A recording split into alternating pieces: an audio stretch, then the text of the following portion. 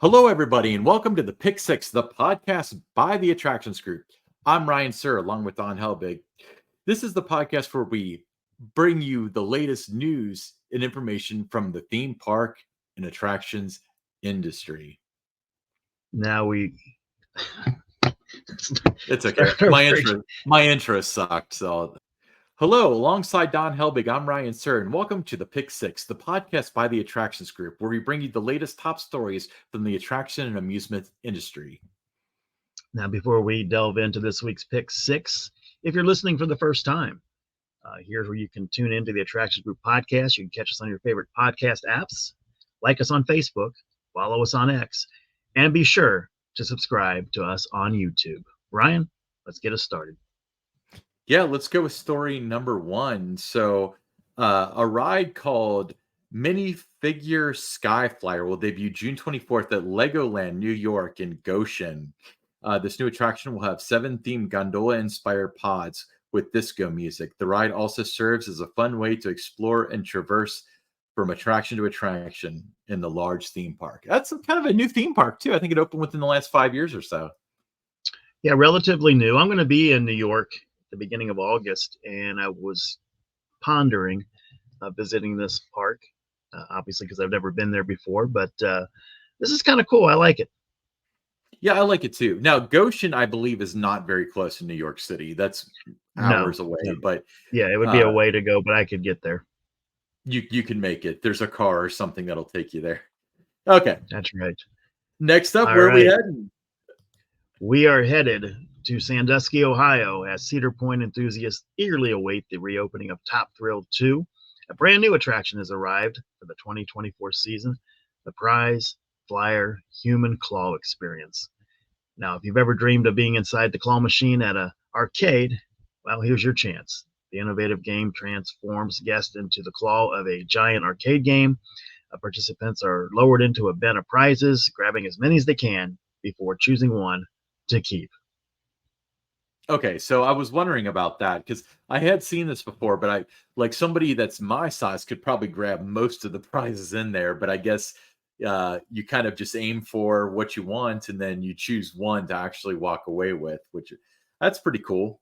I mean, it is. It's $20 to do it, but it's a different way to experience Cedar Point, I guess. From what I understand, it's been garnering a lot of attention. A lot of guests are watching and are entertained by it. So even if you don't do it, you're still entertained by watching somebody try to grab something and pull it out. Now there's some guests that they don't get anything and it slips out of their hands as they're being raised up, and that just like the claw machine would do in an arcade. Yeah, but a claw machine in arcade's almost guaranteed to drop what you're aiming for unless it's a winner every time situation. This one, like if you've got full dexterity in your arms, you're walking away with the prize. You are. Now, this will not be the only Cedar Fair park that gets this, as it, has popularity here at Cedar Point. You'll see this popping up at other parks as well, I believe. What kind of life cycle do you think this thing will have? Do you think it'll be something that's going to be attractive for decades, or do you think they'll get a few years out of it? Or what are your thoughts? Like, I know that you don't have any inside information as to what they're planning, but how long do you think this will last before people get tired of it? I think as long as you're drawing new guests to your park, can have a long shelf life. I don't think you're going to see this being something that somebody does every time they visit Cedar Point. If you're going there 4 or 5 times, you're not going to do it 4 or 5 times at $20 a pop. So I don't think, that the repeat visitor is going to keep this attraction going for years to come. So you're going to have to really rely on a lot of first-time visitors. Yeah, well, the thing that comes to mind is it's more pricey than a normal claw machine. Not that much more pricey, but it is more pricey. But shopping out of my own experience, like with Kings Island, they've had motion simulators, they've had VR things that are like all up charges. They last like 2 seasons, and then they've kind of like done their thing and they're gone. This is a permanent structure, though. So I guess theoretically it could be converted into like a single-use fast lane booth or a drink stand or something like that pretty easily. But I'm curious as to if it's going to have the staying power to still be around 5 years from now. Yeah, I would think the higher your season pass base is, the less likely is that it'll be around for, years to come. Yeah. I guess only time will tell. Moving right along, let's go to Universal City Walk. So, Universal Orlando has unveiled its Epic Universe Preview Center on City Walk, which offers a sophisticated glimpse into the Epic Universe park set to open in 2025. Central to the preview is an intricately detailed model of the entire park, providing an in-depth look at the innovative attractions and experiences that will define Universal's third gate. To enhance the visitor experience, the Epic Universe Preview Center encourages guests to utilize the Epic Universe Preview AR app. This innovative tool allows users to scan designated portions of the model marked by AR signs, bringing attractions and dining locations to life in their smart runs through augmented reality. They so one thing that's not mentioned in this blurb is they are selling the merchandise. I've got a friend that works in City Walk, and he told me about some of the merchandise, and it looks, I mean, really, really cool. You got Dark Universe, like stuff that's like Dark Universe is something that I feel like a lot more people are excited about than they give credit to. Um, but man, this is going to be such a cool park. I'm excited. It is, it's got everybody talking about it, so as soon as it opens, it's going to be the place to be. Yeah. Well, let's get the heck out of Orlando because it's hot this time of year. Where are we heading next? We're going to head to Pennsylvania. The Thunderhawk roller coaster turns 100 this year at Dorney Park, and the park has scheduled an anniversary celebration. The South Whitehall Township Park will host the party June 29th. The all-day event, which is included with park admission, will feature a special ceremony, music, food, a pop-up history museum, special guest, photo opportunities, and more. Thunderhawk is a national landmark and an integral part of Dorney Park's history. Ryan, I really like what they're doing here, celebrating this ride turning 100. They've got a new coaster this year with Iron Menace. Sometimes when you get a major new attraction like that, you spend the whole year just focused on that and you forget about the other things in the park. I like that they've not done that, that they recognize the significance of this 100th anniversary, and they're making it a celebration for their guests, many of them who grew up riding Thunderhawk. Do you think any of them wrote it in 1924? Like I could see that because like I mean I couldn't see that because that would be absurd. But like when Kings Island turned 50 and they found the family that got to open the park in 1972, it's like where do you find these people? Like 50 years later, how do you find them? So somebody wrote it Well, when I they was were I was at Kings Island, so for me it was easy to find those people because I knew who they were. Just from uh, growing up with Kings Island and hearing the stories of who the first park guests were. So for me, it was just finding out, if they were still in the greater Cincinnati area. So you can find a lot of people that it won't be any problem for Dorney Park to find guests that have been riding this coaster for, some of them 50, 60 years. but not in 1924. That would be Not in really cool. 1924, not That's not the that real far back, story. Getting but no, somebody that there's still going to be people that are in their 70s or even 80s that are riding Thunderhawk, and they'll be able to get some of those longtime guests to come back and be part of the celebration. is it a weird thought for you? Because it definitely is for me that like all the history, like World War II, the Cuban Missile Crisis, Watergate, like Thunderhawk was there the whole time. You know, Yeah, that's the way I yeah, think about this sort of thing. yeah. And Um, I had a chance to ride this coaster before, and it's a lot of fun. When I first rode it, it didn't have a name. It was just the coaster. So Thunderhawk came in later after a Cedar Fair purchased Dorney Park. oh, was it their only roller coaster? So it was roller coaster at the time. Yeah, I mean, it was just that's how it was. I was known just as the coaster. There's only a couple names that, but we've discussed this. There's only a little bit of nomenclature for roller coasters that old. There's roller coaster, there's Big Dipper, there's Leap the Dips, and there's Scenic Railway. Choose one of your four. Yeah, there used to be there was one called Giant Coaster one time at a park that I went to in New England, and it was just known as Giant Coaster. Yeah. Or what isn't there one somebody put this in the comments, but there's one called there was like the blue coaster. Does that ring a bell? Or the red coaster or something like that? I think it has a name now. But That doesn't ring a bell to me, but I just remember, riding Giant Coaster, and because the other one in the kids area was the kids coaster, and there's the Giant Coaster. So there's yeah. a lot of real thought that went into naming those rides. What if they really sat around for hours and were like, "All right, giant coast, fine," because you talked of yourself about the difficulty, with Epic Universe had to rename that ride, and you said there's a lot. Sometimes people criticize roller coaster names or ride names, but it's very difficult to come up with something. Like, what if they came up with the perfect name and then they're like, "Oh, wait, there's a park in Kansas that has. All right, just call it Giant Coaster, whatever." I mean, though, nowadays, especially, it is incredibly hard to come up with names for rides, just because some school's going to have that name. Another amusement park might be using that name.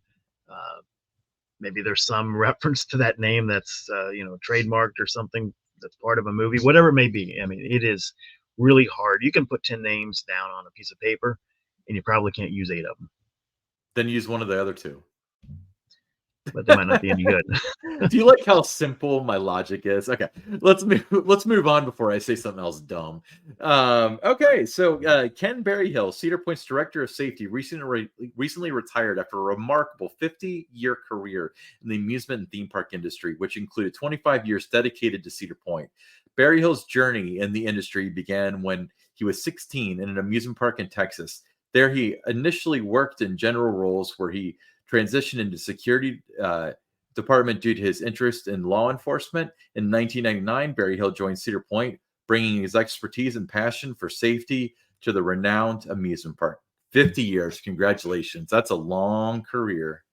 Very You long know, career, and one of the most respected people in the industry. I got to know Ken a little bit during the different stints that I was helping out at Cedar Point, particularly when I was there for parts of 3 months for gatekeeper. Just a great guy, and just you know, wish him well and hope he enjoys his retirement. Absolutely. Yeah. 50 years. I mean, even 25 at Cedar Point's kind of impressive. All right. Oh Moving yeah. right along. Well, for the 14th consecutive year, Dollywood's Splash Country is hosting Water Safety Day on Thursday, June 20th. This event promotes water safety awareness and fun for the Smoky Mountain area.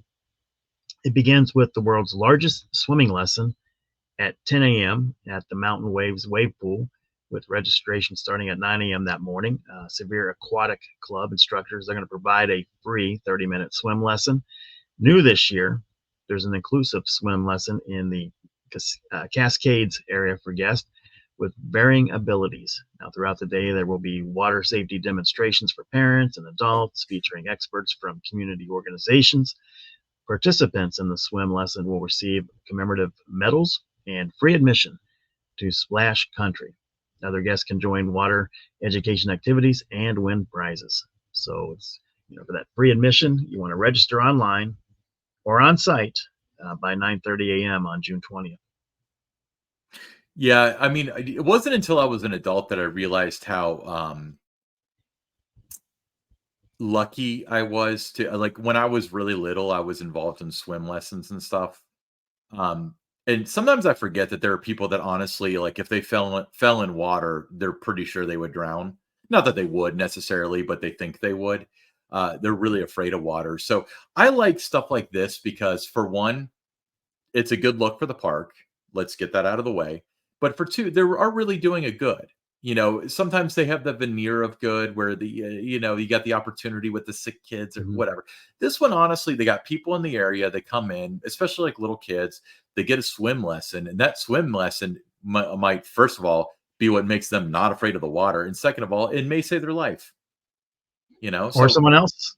or somebody else. Well, this is not really a rescue class, but yeah, you're No, no, right. but I know. But once you learn to swim, I mean, you can help somebody else out. But I wish there was something like this. When I was, a young child. We had a pool in our backyard, and I would get in, but I, never really learned how to swim other than just being able to, keep my head above the water. I could, you know, kick around in that a little bit, but I was never a good swimmer. So I really wish something like this had been available, when I was younger. And, I really like what they're doing there with this. It was incredibly dangerous for you to have a pool in your backyard and you didn't know how to swim. Well, it was 3 Oh, feet, but I mean, still, but I mean, you could walk around in that, but I mean, I just never, you know, could race across the pool or anything. I could walk around in it. I could, that dog paddle type thing to keep my head above the water, if it was over my head. But never became a good swimmer. I guess that's why, transitioned to riding roller coasters in the summer because I couldn't swim. yeah, and that's why you don't do water coasters, you do roller coasters. That's right. Okay, let's move on to the listener question. So the first one's from Brian W. from Washington, D.C. He asks, is supply issues with many rides being down true, or is it just saving in costs?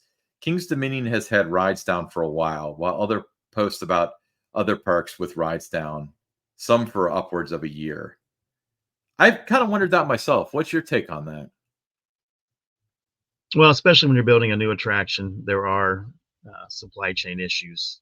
Since COVID, it's been tough to sometimes get the materials that you need uh, to build a new attraction or to have it ready to go when you thought you would at the start of the season. I can look at Adventure Port last year at Kings Island. The two rides did not open with the park in April, and part of that was supply chain issues. So it is a real thing that's out there. So as far as some parks just claiming that, they want the rides to be open. I don't think that that's anything that they're just throwing that term out there to keep the ride closed. So I think it's a real thing across the board. Okay. So generally speaking, yes, they say supply chain is probably supply chain. Yeah, I mean it's ever since COVID. I mean it has been tough sometimes to get what you need, and sometimes if it's an existing ride and you need a part, there's some parts that you do not keep on site. They're just too big, or it might be something that you never know when it's going to need to be replaced, but it might be something might go 30, 40 years before something goes. You just don't have that kind of room to keep every single part for every single ride on property, and then you go to the manufacturer to try to order it or something, and it may take a little bit of time to get it. Yeah. No, and one thing that comes to mind is like Who's Giant Frisbee. Remember when the gear thing needed to Hmm. be replaced with that? It took 6 months because it wasn't like Hoos was like dragging their feet. They had to make it in a foundry and then ship it from Germany. So yeah, that takes a while. Okay, good It does. question, Brian. Next one is from Suzanne V from Finneytown, Ohio, which is my dad's hometown. Said, Don, I've enjoyed the content on your blog and social media. You inspired my husband and I to visit Dollywood for the first time. We loved it and bought season passes. We are now planning a trip to Holiday World. Just thank you for opening our eyes to other parks besides Kings Island and Cedar Point. That's not a question, Suzanne, but Don, what do you have to say to Suzanne? Well, I mean, first of all, I appreciate that you take the time to read the content that I publish, whether it's on my blog Theme Parks by Don or on my social media channel. So I really appreciate that, and I'm glad that you enjoyed your visit to Dollywood enough that you bought season passes. And I think if you're planning that trip to Holiday World, you're going to certainly love what that park has to offer too. Yeah, we're really lucky. I mean, she's from Finneytown, so she's from the Cincinnati area. But within a 4-hour drive, look at what we have: Kings Island, Cedar Point, Indiana Beach, Kentucky Kingdom, Holiday World, Dollywood. Am I missing anything? Dollywood's just about 4 or 5 hours, depending on where you live in the greater Cincinnati area. You've Well, got I it's Kennywood too is within 5 hours. yeah, Kennywood's. I guess I'm a little bit closer where I'm in, yeah, a little bit further south, but um, for me, it's about 4 hours for all these things. You're on a different side of town, so it seems like Cedar Point's a little bit closer for you, but um, yeah, within 4 or 5 hours, there's so many just world class parks, and what an opportunity for you to write about them too. You know, Well, exactly. That's one of the things that my wife and I talked about when I was, going to be done with Kings Island. Where do we want to stay in Cincinnati area, or did we want to maybe, move to Tennessee or, potentially Orlando? But for what I was going to transition into, becoming a journalist for the industry through Theme Parks by Don, and what I'm doing on social media and the parks that a lot of the people that I guess you'd say, are Facebook friends with or follow me on X. A lot of them are, their home parks are Kennywood, Kings Island, Cedar Point, Dollywood, Holiday World. So it was the perfect place to stay, just based on what I was going to be doing and the parks that I'd be writing the most about. So yeah, I mean, it's a great location. If you're a coaster fan, uh, Southwest Ohio area, Northern Kentucky, that's the perfect place to be. Or Pennsylvania is also a great place to be when you've got all those parks kind of close together with Knoebels and Kennywood and Waldermere and Hershey Park. So those are the two best places. I think if you're not going to live in Orlando and be part of that action down there, the next best place is where we are here in Ohio and Northern Kentucky for you, Ryan, or Pennsylvania would be the place to be. Yeah, absolutely. So thanks for that, Suzanne. All right. We'll see you next week, everybody, with another exciting episode of the Attractions Group podcast and Pick Six. All right, let's move on to the listener question.